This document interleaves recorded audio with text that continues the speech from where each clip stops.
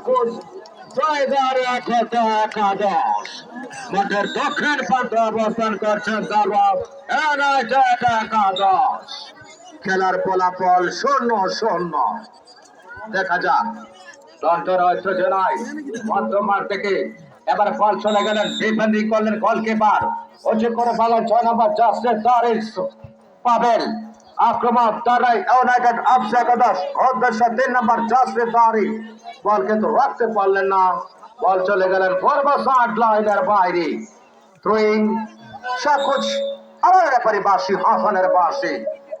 মাদক কিনা বলুন মাদক মুক্ত সমাজ গড়ুন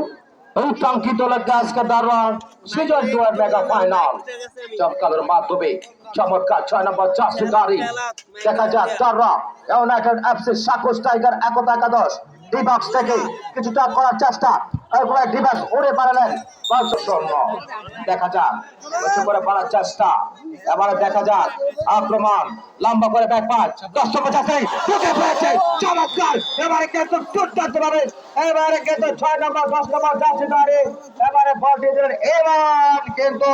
তিনি ঝাঁপিয়ে পড়ে বল কিন্তু গোলের পোস্ট করার লক্ষ্য কিন্তু বল চলে গেলেন একেবারে উত্তর সাইড লাইনের বাইরে এবারে বলতে না বলতে এবং ফাউল রেফারি কিন্তু হাসানকে ফাঁকি দিতে পারলেন না অর্থাৎ ফাউলটি চলে গেলেন সাকুস টাইগার ১ অনুকূলে দেখা যাক চমৎকার ভাবে কিন্তু চমৎকার ভাবে এবার ঢুকে পড়ে কিন্তু তিনি লক্ষ্যবস্তু করার চেষ্টা বল চলে গেলেন একেবারে দক্ষিণ সাইড লাইনের বাইরে আমাদের মাঝে উপস্থিত ইতিমধ্যে দেখতে পেলেন আর উপস্থিত হয়েছেন আমাদের মাঝে জনাব মোহাম্মদ আবুল ফয়েজ মিয়াজি এবং তার পাশাপাশি রয়েছে আরো এবারে বিপদের জায়গায় প্রবলেম চেষ্টা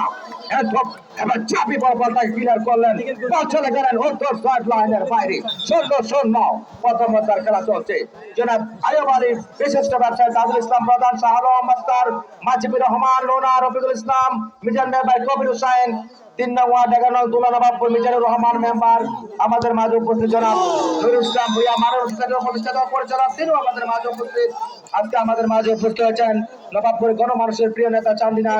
১১ নং দুলা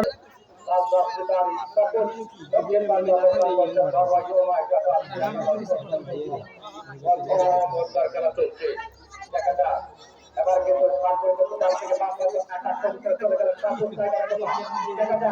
এবারে কিন্তু